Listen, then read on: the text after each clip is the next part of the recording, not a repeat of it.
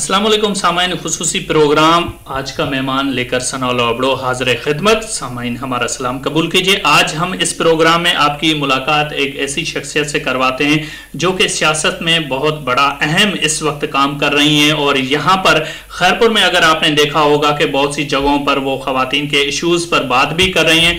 यकीनन जब हम खवातीन की बात करते हैं तो आप समझ ही गए होंगे कि नूरुल सबा हमारे साथ खवातीन विंग PTI की सदर हैं खैरपुर डिस्ट्रिक्ट की। उनसे हम गुफ्तगू करते हैं। नूरुल सबा, सबसे पहले तो मैं आपको खुशामदीद कहता हूँ रेडियो पाकिस्तान खैरपुर के स्टूडियोज में। अस्सलाम वालेकुम।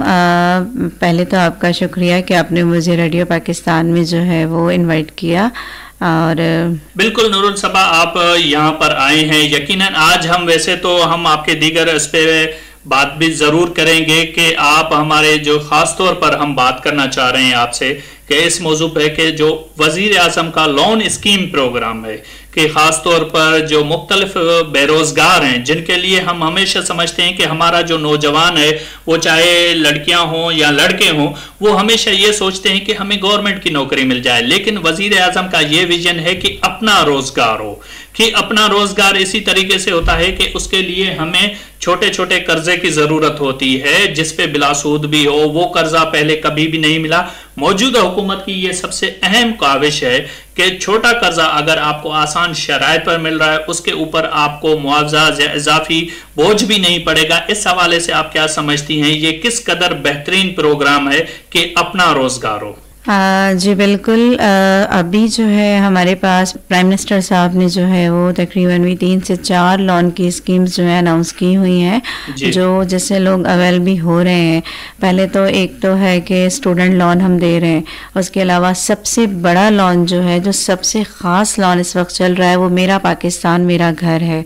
उसमें यह है कि अगर कोई बेरोज़गार है, किसी के पास अपना घर नहीं है, अपना कोई कारोबार नहीं है, तो वो अगर कोई प्लॉट देखते हैं कि भाई मुझे अपने घर बनाने के लिए किसी जो प्रॉपर्टी डीलर्स होते हैं उनसे जाकर बात करते हैं कि भाई मुझे कोई घर चाहिए, कोई प्लॉट चाहिए, तो वो सिर्फ उसका मैप जो है, प्लॉट का मैप लेकर बैंक जाएंगे और वहाँ पर जो है वो वहाँ से फॉर्म कलेक्ट करेंगे और लोन इशू करवाएंगे। तो अगर किसी के पास घर नहीं है, किसी के पास प्लॉट नहीं है, तो गवर्नमेंट उसको जो है वो इतना लोन देगी, 30 लाख, 20 लाख, 50 लाख और इंटरेस्ट पे बिल्कुल कम, 6% इंटरेस्ट है।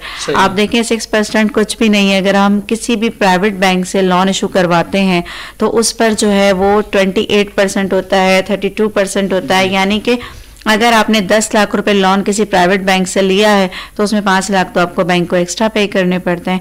प्राइम मिनिस्टर लोन जो है वो एक बहुत बड़ी सहूलत है। देखिए अगर हम घर में मुलाजिम रख रहे हैं तो हम कितनों को अफोर्ड कर सकते हैं। हम अगर घर में मुलाजिम रखेंगे, ज़ाहिर सी बात है, अगर हमारी नौकरी है तो हम मुलाजिम कैसे रखेंगे। अगर हमारा अपना कारोबार होगा तो हम मुलाजिम आराम से रख पाएंगे। यही प्राइम मिनिस्टर साहब चाहते हैं कि जो भी बेरोजगार हैं वो नौकरी इस सूरत में कर सकते हैं कि वो अपना कोई बिजनेस करें जिसमें से लोगों के रोजगार खोलें। अगर मैं कहीं पर गवर्नमेंट सेक्टर में कोई मैं जॉब लेके बैठ जाती हूँ तो मैं अपने पास मुलाजिम तो नहीं रख सकती ना।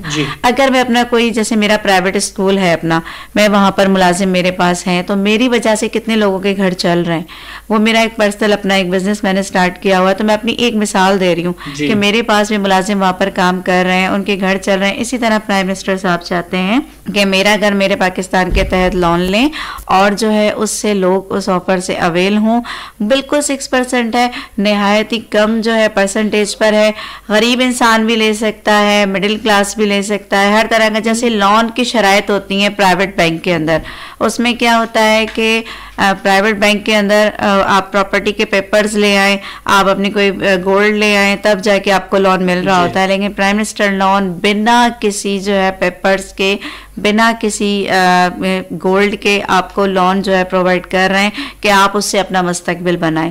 हम चाहते हैं कि लोगों तक ये आवाज़ पहुंचे, अवाम इस चीज़ से अवेयर हो कि प्राइम मिनिस्टर ने जो उनके लिए सहूलतें रखी हैं वो बैंक जाएं। बैंक के पास मेरा घर मेरे पाकिस्तान के नाम से फॉर्म मौजूद है, स्टूडेंट लोन के साथ, नौजवान लोन के साथ जो है फॉर्म मौजूद है, वहाँ से फॉर्म लेकर फिल करें। नीचे कॉन्टैक्ट नंबर मेंशन हुआ है। अगर बैंक जो है वो ऑफर नहीं दे रहे हैं तो उस नंबर पर कॉल करें। कांटेक्ट करें कि हम इस बैंक में आए हैं, हमें ये लोन जो है नहीं प्रोवाइड किया जा रहा। तो हम चाहते हैं कि हर कोई गरीब, मुस्तहिक जो भी लोग हैं वो इसी तरह से अमीर होंगे ना, वो इसी तरह से अमीर लोगों तक पहुंचेंगे ना, कि जब वो अपना लोन लेंगे, अपना कारोबार करेंगे, अपने पास मुलाजिम रखेंगे, तो आप देखें किस तरह से नौकरियां मिल रही हैं फिर लोगों को। सही। अच्छा नूरुल साहब, जैसे आपने ये तो लोन में, अगर जैसे मेरा घर मेरे पाकिस्तान, उसमें की ये जो स्कीम है इसमें कुछ शराइत ऐसे भी हैं कि या तो आप प्लॉट दिखाएं कि प्लॉट हो, उसके बाद आपको कंस्ट्रक्शन के पैसे दिए जाएं, या फिर ये हो कि नया घर बना हुआ हो। तो कुछ लोग जाहिर है कि वो जो अभी हाल ही में ऐसी इमारतें, ऐसे फ्लैट्स बने हो, तो उनके लिए मुश्किलात हो रही हैं, जो हमारे पास भी लोगों के मसाइल आ रहे हैं। तो उसमें वो हमेशा कहते हैं कि इसमें कुछ लीनियंसी अगर हुकूमत पाकिस्तान कर देती है कि अगर 5 साल या 6 साल भी पुराना घर बना हुआ है, वो अगर कोई खरीदना चाहता है तो उसके लिए क्या होगा, कि मुस्तकबिल में इस तरफ कोई तवज्जो दी जाएगी ताकि लोगों को मजीद आसानियां पैदा की जाएं? देखिए, फॉर्म के ऊपर जैसे ही आप फॉर्म लेंगे ना, तो उसके ऊपर आप देखेंगे तो एक मेंशन हुआ है प्लॉट प्लस कंस्ट्रक्शन। ठीक है, अगर किसी के पास घर नहीं है, ऐसा कुछ नहीं है कि पुराना घर हो, ऐसा नहीं है। अच्छा। जो भी घर, यानी कि प्राइम मिनिस्टर साहब चाहते हैं कि घर रहने के काबिल तो हो ना। आप एक पुराना कच्चा सा घर देखकर आ जाए और आप कहें कि ये मैं ले रहा हूँ 10 लाख रुपए के अंदर, तो उसमें आपको सहूलत क्या मिलेगी? तो प्राइम मिनिस्टर साहब ये चाहते हैं कि घर रहने के काबिल हो, अच्छा घर हो, जो आप देखें जो नया बना हुआ हो।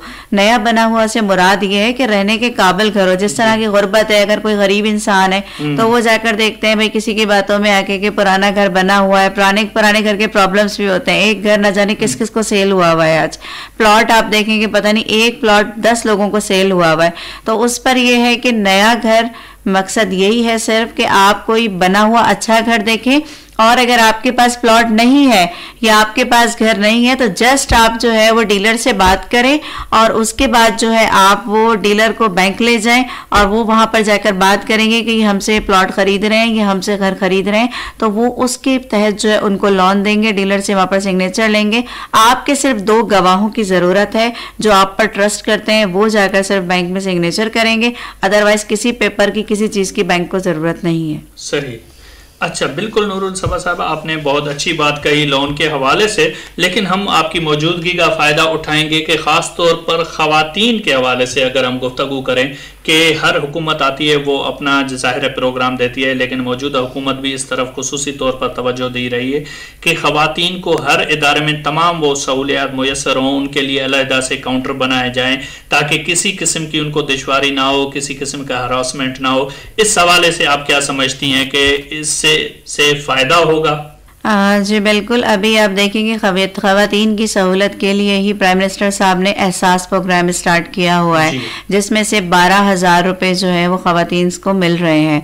उसमें जो है हम ये चाहते हैं कि ख़वातीन के लिए बिल्कुल सेपरेट काउंटर्स मौजूद होने चाहिए। सेपरेट हर इदारे में ख़वातीन की एक सेल्फ रिस्पेक्ट अलग से होनी चाहिए कि वो जहाँ भी जाए उनके मसाइल को जल्द से जल्द हल किया जाए, उनके लिए सेपरेट एक सिस्टम बनाया जाए।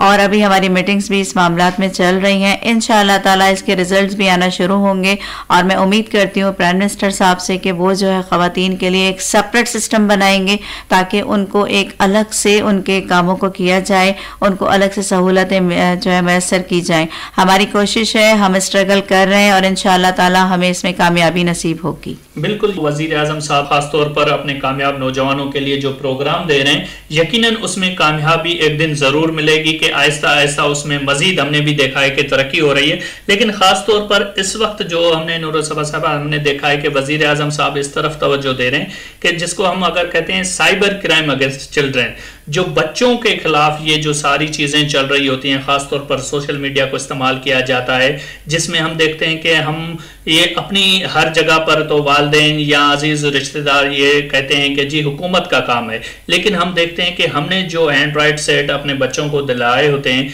उसके बाद हम उनको नेट का पैकेज भी करा के देते हैं, उसके बाद हम चेक एंड बैलेंस नहीं रखते कि हमारे बच्चे कौन सी वेबसाइट का इस्तेमाल करते हैं। उसकी तरफ हमारे वालिदैन की या हर एक मुआशरे में रहने वाले का फर्ज भी है, ना सिर्फ ये कि हम ये चीज़ें हुकूमत के ऊपर छोड़ देते हैं कि सब काम हुकूमत को ही करना है। इस हवाले से आप क्या कहती हैं?